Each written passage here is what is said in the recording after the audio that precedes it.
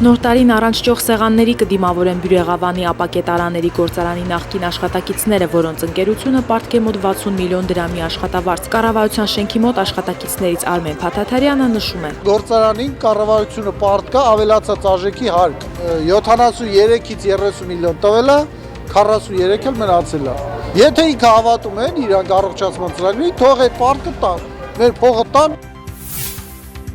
Վրաստանում բավականին բարենպաստ հարկային պայմաններ են ստեղծված, որոնք գրավում են հայ գործարարներին, սակայն ԵՏՄ-ին անդամակցությունից հետո Հայաստանում իրականացվող փոփոխությունները կարող են իրական խոչընդոտներ ստեղծել Վրաստանում հայկական բիզնեսի ձևավորման համար։ Հայաստան-Վրաստան տարածաշրջանային տնտեսական խնդիրներն ու հեռանկարները թեմայով քննարկման ժամանակ ասել է Վրաստանի Policy and Management Consulting Group-ի տնտեսության ոլորտի հետազոտող Շուշանիկ Սաֆարյանը։ Դատական սխալներից խուսափելու համար առաջին բանը, որ պետք է անի Հայաստանը, իր եղենապացույցների պահպանումն է, կարծում է ԱՄՆ-ում գործող անմեղության ծրագրի Այդահո նահանգի գրասենյակի ղեկավար Գրեգ Համպիկյանը։ Նրա խոսքով այդ համատեքստում կարևոր է կասկածյալների եւ մեղադրյալների ԴՆԹ տվյալների բազայի ստեղծումը։ Հայաստանը պետք է դասեր քաղի արտասահմանյան դատական համակարգերի սխալներից, դադարեցնի ոչնչացնել իր եղենապացույցները դատավճռի ուժի մեջ մտնելուց հետո, քանի որ գիտությունն արագ զարգանում է եւ տվյալների բազայի պահպանումը կարող է տարիներ անց որևէ գործի վերաբացման համար վճռորոշ լինել։ 2014 թվականից ի վեր Սանիթեք ընկերությունը 21 միլիոն եվրոից ավելի ներդրում է կատարել Հայաստանում, հայտարարել է ընկերության գործադիր տնօրեն Նիկոլա Թավիլը։ Նրա խոսքով աղբահանության եւ ձնամաքրման աշխատանքներում իրենք դեռ հեռու են կատարյալ լինելուց, բայց փորձում են զարգանալ եւ բարելավել ծառայությունների որակը։ Հույս ունենք այս նոր տարում ձյուն չի գա, բայց նույնիսկ եթե գա, մենք ամբողջությամբ պատրաստ ենք դրան։ Հատուկ տոնական օրերի համար ունենք պահոստային տեխնիկա եւ թիմ, ովքեր 24-ժամյա ռեժիմով աշխատելու են։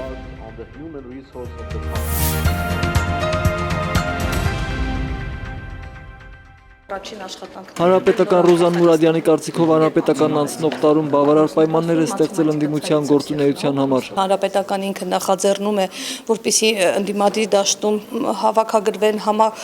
համախմբվեն։ Նա համաձայն չէ, որ իր կուսակցությունը քաղաքական դաշտում այլևս անելիք չունի, ժողովուրդը տեղական վերջին ընտրություններով ապացուցեց, որ ունի։ Մի քանիսի այսպես մինչ այդ արտահայտությունները, հայտարարությունները ժողովուրդը հոգնել է հանրապետականից, դա այլևս իրականություն չէ։ Հանրապետական Հակոբ Հակոբյանը դժվարանում է ասել Հայաստանում կա վստահելի ընդդիմադիր ուժ։ Սերան Օհանյանի ընդդիմադիր լինելու մասին հարցնել է դժվար, թեպետ միանգամից է հակադարձում պաշտպանության նախկին նախարարի այն մտքին, որ ինքը իշխանության հետ չէ։ Հայտարարելը քիչ է։ Դաշնակցական Աղվան Վարդանյանը Սերան Օհանյանի քաղաքականություն մուտք գործելը համարում է հատկապես իրենց ջանքերով ընդունված համանadrության արդյունք։ Ես Սերան Օհանյանի հայտարարությունը կարդացել եմ քաղաքականություն մուտք գործելու, հակաիշխանական որևէ հստակ ձևակերպում այնտեղ ես չեմ տեսել։ Ինքը իշխանության մեջ գտնվող դաշնակցությունն ընտրություններին մասնակցելու է առանձին, այլ ոչ թե հանրապետականի հետ, այդ դեպքում որպես իշխանություն, թե ընդդիմություն։ Բոլորը փորձում են իրենք ներկայանալ որպես ամենաընդդիմադիրը, բայց ես հարց եմ տալիս, չէ՞։ Այն հիմնարար ուղղություններով, որ այսօր դրված են առանցքում բոլոր խնդիրներով, խնդիրներով, թերություններով հանդերձ, ինչ է գալու փոխելու որևէ ընդդիմադիր ուժ։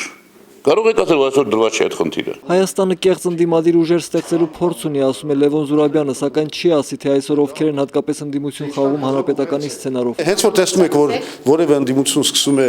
քննադատել ոչ թե իշխանությանը, այլ ընդդիմադիր ուժերին, իմացեք, թե այդ դա հենց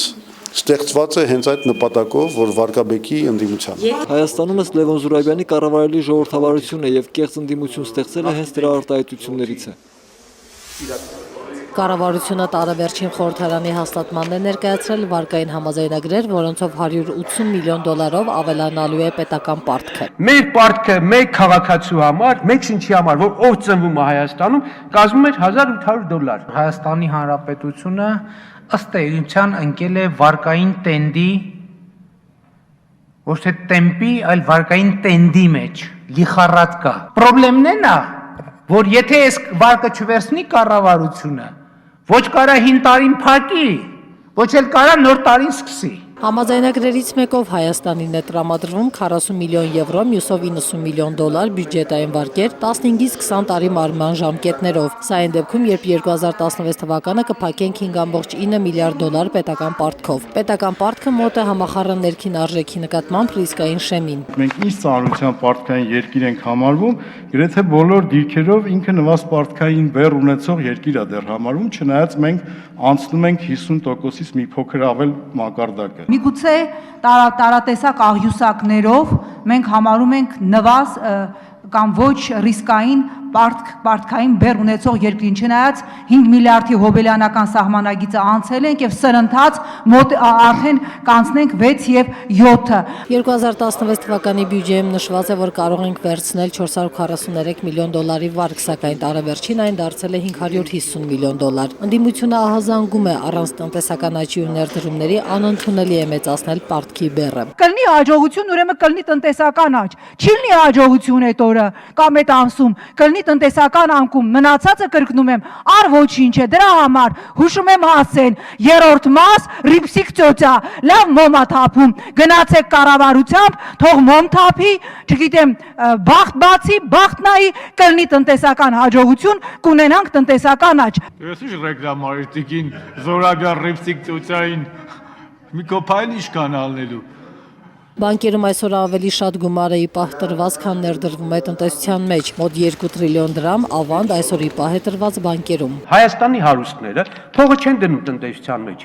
Արտադրության մեջ չեն դնում, բիզնեսի մեջ չեն դնում, որտեղ վախենում են։ Պետական պարտքի սպասարկման համար պիկային տարիներ են լինելու 2020 եւ 2025 թվականները, երբ մեր կառավարությունը պարտավոր է վճարել մոտ 900 միլիոն դոլար։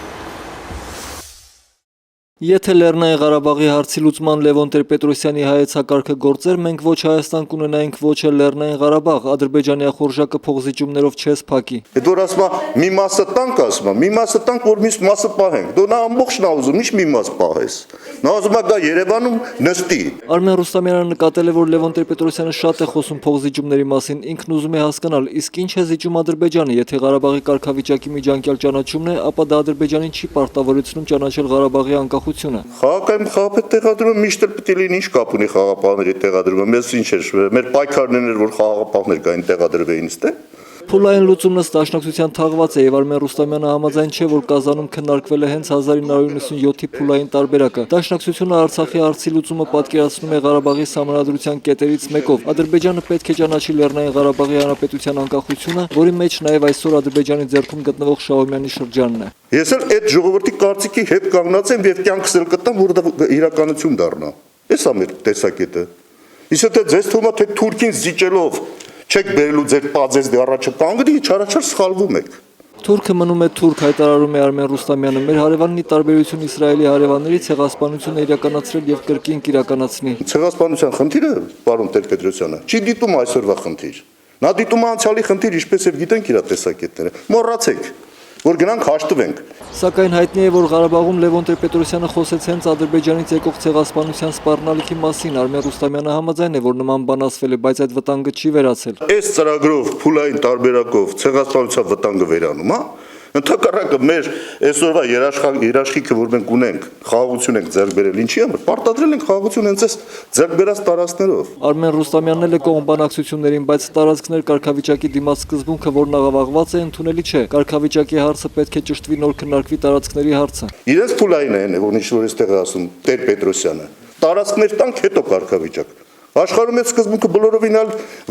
ընկալում ունի։ Սկզբից կարգավիճակ, հետո տարածքներ։ Ըստ Արմեն Ռուստամյանի Տեր-Պետրոսյանը կարծում է, որ մենք թուլանալու ենք, այդ դեպքում պետք է ընդունի ազգ-բանակ սկզբունքը, մինչդեռ դա էլ չի ընդունում։ Ժամանակին ինքը դեմ էր ընդհանրապես բանակ ունենալուն։ Մարդը դեմ էր, որտեղ ասում էր, եթե մենք բանակ ենք ունենում, այդ նշանակում է ինչ-որ խնդիր ենք ուզում լուծել հարևանների հետ։ Արմեն Ռուստամյանը համաձայն է Տեր-Պետրոսյանի միայն այն մտքի հետ, որ Հայաստանի հերն անիծում է կոռուպցիան։ Մինչև տարեվերջ պետք է ամփոփվեն ու կատարվեն նախորդ 3 ամիսներին վարչապետի տված բոլոր հանձնարարականները, իսկ հաջորդ տարվանից նախարարները կաշխատեն նոր մեխանիզմով։ Պատրաստել նյութեր հունվարին ներկայացնելու 2016 թվականի հաշվետվությունները, ինչպես նաև միջոցառումների եւ գերակա խնդիրների ծրագիրը 2017 թվականին 2017 թվականին կփոխվի նաև մարզերի բյուջեի հաստատման մեխանիզմը։ Յուրաքանչյուր համայնքի բյուջեն պետք է վերլուծվի, համեմատվի համեմատելի բյուջեների հետ եւ հայտնաբերվի այն անհամեմասնությունները, որի հիման վրա համայնքի բյուջեն կձևավորվի։ Կվերանայվի նաև մուտքի արտոնագրերի տրամադրման հայեցակարգը վարչապետը հանձնարարեց արտաքին գործերի նախարարությանը զբաղվել այս հարցով։ Քննարկեք այդ հարցը եւ լուծում տվեք եւ նաեւ համեմատեք մեր հարևան երկրների վիզաների տրամադրման կարգի հետ։ Անցնելով օրակարգային հարցերին կառավարությունը որոշեց Արագածոտնի, Արմավիրի եւ Կոտայքի մարզերում կարգտահարությունից տուժած համայնքների բնակիչներին գումար հատկացնել։ Թվով շուրջ 18202 բնակիչների խնդիր է լուծվում 70 գյուղական համայնքներում։ 506 միլիոն դրամի հատկացման խնդիր է, որը ուղիղ փոխանցվելու է որպես օժանդակություն։ Գործադիր մարմինն այսօր հավանություն տվեց Եվրասիական տնտեսական միության մաքսային օրենսգրքի մասին պայմանագրի նախագծին։ ԵՏՄ անդամ պետություններում մաքսային հարաբերությունները կարգավորել մեկ համալիր փաստաթղթով, ինչը տնտեսվարող սուբյեկտներին հնարավորություն կընձեռնի ավելի հեշտությամբ եւ հարմար ձևով օգտվել մաքսային հարաբերությունները կարգավորող ԵՏՄ օրենսդրությունից։ Բավականին կարևոր փաստաթուղթ է եւ բավականին դժվար ծնված փաստաթուղթ է։ Պետք է մաքսիմալ ադապտացնել մեր գործող օրենքներին եւ կիրառման գործընթացը շատ մատչելի դարձնել։ Արդեն կառավարության նիստից հետո ամփոփելով Եվրասիական տնտեսական միության հետ համագործակցության 2 տարին տնտեսական զարգացման եւ ներդրումների նախարար Սուրեն Կարայանը այն որակեց դրական։ Արտահանումները մասնավորապես Եվրասիական տնտեսական միության շուկան արտահանումները աճ է տեղի ունեցել։ Ինչ վերաբերում է 2016 թվականի տնտեսական արդյունքներին, ապա նախարարը հավաստիացրեց, որ աճ է գրանցվել արդյունաբերության ոլորտում 6-ից 7%, ըստ նախարարի աճ կլինի նաև ծառայությունների եւ արտահանման ոլորտում, թեև տնտեսագետները 2016 թվականը գնահատել են բաց թողնված հնարավորությունների տարի։ Պաշտոնյաների ապօրինի հարստացումը քրեականացնող օրենքը չի մնա թղթի վրա։ Արդարադատության նախարարը հուսով է, որ անօրինական կերպով հարստացածները պատասխան կտան, բայց միաժամանակ օրենքը պաշտոնյաների գլխին մահակ չի դառնա։ Իրավապահ մարմինները որպես պատշաճ ապացույցներ բազմակողմանի լրիվ օբյեկտիվ քննության համար անհրաժեշտ ապացույցների համակցություն կունենան, դրանից հետո գործ կհարուցեն։ Հայաստանի կառավարությունը ահռելի գումարներ է վճարում Եվրադատարանում կրած պարտությունների համար, արդյոք ոչ առնչար դատավճիռ կայացրած դատավորը պետք է պատասխան տա։ Խնդիրը շատ լուրջ է ու խնդիրը պարբերական քննարկման առարկա է նաև խորհրդարանական վեհաժողովի տարբեր կառույցներում։ Ինչպես անել այդ հարցի հետ կապված միանշանակ պատասխան դեռևս որևէ մեկը չունի։ Արդարադատության բացակայությունը հայաստանցիներին ամենից շատ մտահոգող հարցերից է։ Արփինե Հովհաննիսյանն ընդունում է, սողանցքներ կան։ Դրա համար մեր օրենքները պիտի լինեն ոչ միայն այս կամ այն չափանիշին համապատասխանող, այլ պիտի լինեն մի քիչ ավելի, այսպես ասենք, համակարգային ներկայացված բոլոր հնարավոր բացերն ու թերությունները հաշվի առնելով քաղաքացիները թերահավատ են նաև կոռուպցիայի դեմ արդյունավետ պայքարելու կառավարության խոստումների հարցում։ Հատվածային լուծումներով հաջողությունների չենք հասնելու։ Իսկ մենք սկզբունքորեն այս փուլում թևակողել ենք կոռուպցիայի դեմ պայքարի ինստիտուցիոնալ համակարգաստեղծ ըստ էության փուլ։ Հայաստանում փաստացի չի գործում վաղաժամկետ ազատ արձակման ինստիտուտը։ Դրա արդյունքում ճաղերեցային կողմեն մնում նաև պատժի կրման 20 տարին լրացած ցմադատապարտյալները։ Խնդիրն ընդունում է նաև նախարարը։ Նոր օրենքում կսահմանվեն հստակ չափանիշներ, որ դատապարտյալի համար ոչ 100%-ով, բայց շատ մեծ տոկոսով կանխատեսելի կդարձնեն, թե ինքը ինչ պիտի անի, ինչպիսի վարքագիծ պիտի դրսևորի, ինչպիսի չափանիշների պիտի համապատասխանի, որ իր պայմանական վաղաժամկետ ազատման, այսպես ասած, ժամկետը վրա հասնելու ժամանակ ինքը լինի համապատասխանաբար ներկայացման դրական լույսի ներքո։ Նախարարին լրագրողները հիշեցրին Սերժ Սարգսյանի խոսքը մոռանալ հուլիսի 29-ի Սարիթաղում տեղի ունեցածը, ինչու Սարգսյանը չխոսեց իրավունքի պաշտպանության անհրաժեշտության մասին։ Ես կոռեկտ չեմ համարում առաջին հերթին մեկնաբանել հանրապետության նախագահի խոսքերը, բայց էությունը հետևյալն էր, ոչ թե մոռանալ, որովհետև ըստ էության խնդիր չի եղել, այլ պարզապես այդ խնդիրն ընդունելով մենք բոլորս առաջ ենք գնում։ Առաջ գնալու համար Արփինե Հովհաննիսյանը 2017-ին խոստացավ նոր փոփոխություններ իր ղեկավարած ոլորտում, որոնք կզգան նաև շարքային քաղաքացիները։ Հուլիսյան դեպքերից հետո անազատության մեջ գտնվող 4 քաղաքացիներ այսօր դատանում ընդունեցին իրենց առաջադրված մեղադրանքը։ Հայկ Հովհաննիսյանը, Արման Մխիթարյանը, Նարեկ Սարգսյանը եւ Ալբերտ Ավագյանը մեղադրվում են Խորենացի փողոցում զանգվածային անկարգություններին մասնակցելու մեջ, բայց նույնիսկ մեղք ընդունելը չօգնեց Հայկ Հովհաննիսյանին եւ Արման Մխիթարյանին։ Դատավոր Մեսրոպ Մակյանը նրանց դատապարտեց 3 տարվա ազատազրկման, իսկ Նարեկ Սարգսյանին եւ Ալբերտ Ավագյանին դատապարտեց պայմանական ազատազրկման։ Լիարժեք ուրախ կլինի, երբ որ 4 էլ դուրս կլինի։ Թե ինչ եմ անել շարունակել եմ իմ առօրյա կյանքով ապրել, իսկ նման բաներին կմասնակցեմ, թե չէ։ Ուղիղ իմաստով չեմ ասի, կասեմ, որ հայրենասիրությունը դա անբուժելի հիվանդության պես մի բան։ Հայկ Հովհաննիսյանի հորը վրդովեցրել էր դատարանի այսօրվա վճիռը։ Վճիռը կայացում ոչ թե դատարանի դալեջում այլ ավելի վերևում, սրանք մենակ համակատարողներ են, այսպիսի դատական ընթացքներն են գործել են, որ ստիպում են դիմել, ասենք, ոնց էր կատարվում հուլիսի 17-ին սասատրերի կողմից այդ քայլը, այսինքն նրանք էլ մի հարց են դրել, որ ապօրինի իշխանության հեռացում։ Խորենացու դեպքերով արդեն 5 ամիս անազատության մեջ գտնվող գրեթե բոլոր անձիկ միջնորդել են արագացված դատական կարգ կիրառել։ Կան այս պայմաններում շատերը մտածում են հնարավորինս շուտ լուծվի խնդիրը, նաև պիտի հասկանանք երիտասարդներին, ովքեր ամիսներ շարունակ գտնվում են անազատության մեջ եւ օր ժամ առաջ հայտնվել ազատության մեջ, թեկուզ եւ պայմանական պատիժ կրելու պայմաններում փորձաշրջանով շատերի համար դա եւս կարծում եմ լուծում է։ Չնայած որ տղաները ընդունեցին մեղադրանքը, սակայն պատժաչափը կբողոքարկեն Վերաքննիչ Ատյանը։ Համահայկական նվագախումբը համարեք, որ արդեն իրականություն է, ասաց մշակույթի նախարար Արմեն Ամիրյանն այսօր լրագրողների հետ հանդիպմանը։ Հիշեցնենք, որ նախարարը Սերժ Սարգսյանին առաջարկել էր ստեղծել համահայկական սիմֆոնիկ նվագախումբ, որի կազմում կընդգրկվեն աշխարհի տարբեր երկրներում ապրող մեր տաղանդավոր հայրենակիցները։ Գաղափարի հիմքում ընկած է միասնականության խնդիրը, որպեսզի մենք կարողանանք մեկ նվագախմբի մեջ մեկ երաժշտության մեջ համախմբենք աշխարհով մեկ սփռված մեր հայրենակիցներին։ Նվագախմբի կազմավորման գործը ղեկավարող Հայաստանի ազգային ֆիլհարմոնիկ նվագախմբի տնօրեն Ռուզաննա Սիրոնյանի խոսքով շատ դժվար խնդիր է անշուշտ, քանի որ երաժիշտներից յուրաքանչյուրն ունի իր ծրագրերը, սակայն երբ լսում են գաղափարի մասին, դրական են արձագանքում։ Մենակատարների հետ կապված խնդիրները լուծենք, որովհետև կարծես նվագախմբի հետ կապված խնդիրները կարելի ասել 70%-ով լուծված է, եւ մենք այսօրվա դրությամբ 50 մասնակից արդեն ունենք, որոնք գրանցվել են եւ ցանկություն են հայտնել Երևան գալու։ Նվագախումբը մշտապես փոփոխական է լինելու։ Ղեկավարելու են 3 դիրիժոր՝ Էդուարդ Թոփչյանը, Կարեն Դուրգարյանն ու Սերգեյ Սմբատյանը։ Դա լինելու է նվագախումբ, որը պարոն Ամիրյանը նշեց արդեն, որ ժամանակ առ ժամանակ հավաքվելու են, փորձեր են կատարելու, քանի որ նրանք պրոֆեսիոնալ մարդիկ են, բնականաբար 3, 4, 5 փորձը արդեն ամբողջապես բավարար է, փորձեր են կատարելու եւ նվագելու են։ Առաջին ելույթը նախատեսվում է 2017-ի ապրիլի 24-ին։ Ապրիլ 24-ը կարծում եմ խորհրդանշական է նաեւ այս առումով, կամ ապրիլյան համերգները, որ ցեղասպանության հետևանքով աշխարհով մեկ ցակ ու ցրիվ եղած մեր հայրենակիցները, որոնք այսօր տաղանդավոր, հռչակավոր երաժիշտներ են աշխարհով մեկ,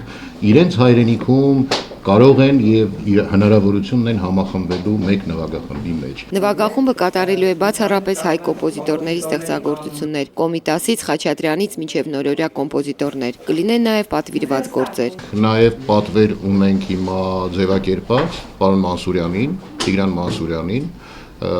որպեսզի մի ստեղծագործություն գրինա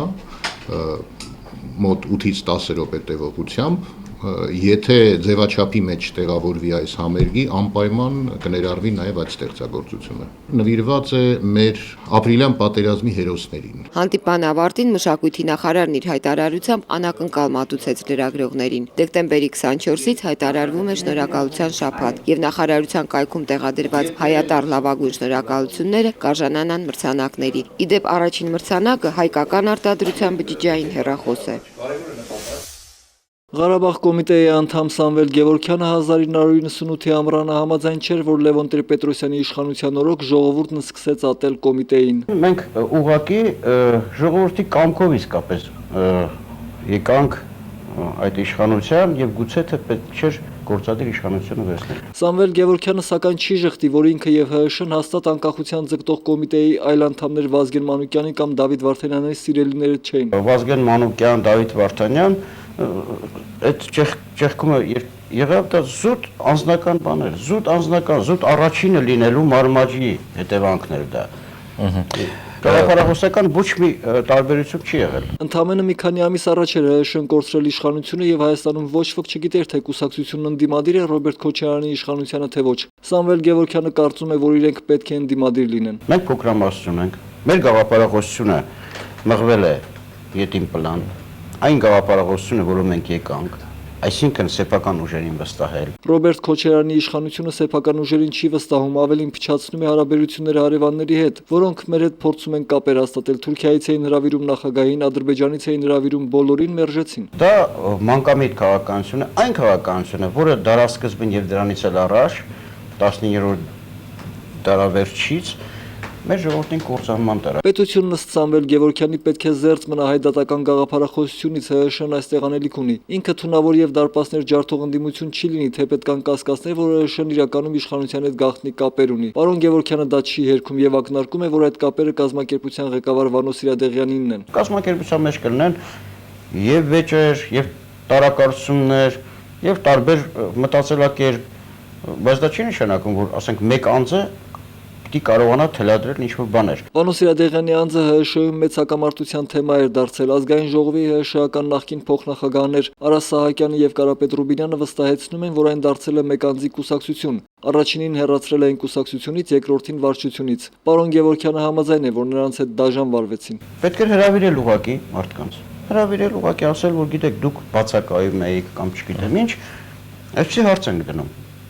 Նրանց բացատրությունը լսեին։ Այսինքն տվյալ դեպքում ես այս ձևը չեմ ընդունում։ Իդեպ պարոն Գևորգյանն ընդունում է, որ Լևոն Տեր-Պետրոսյանը ներքին քաղաքականության մեջ սխալներ է թույլ տվել, սակայն գոնե Ղարաբաղի հարցում նա հաղթել է։ Ղարաբաղ կոմիտեի անդամը մինչև կյանքի վերջը մնաց Լևոն Տեր-Պետրոսյանի գաղափարակիցը։ Նա մահացավ 2014-ի հունիսին ուղեղի կաթվածից։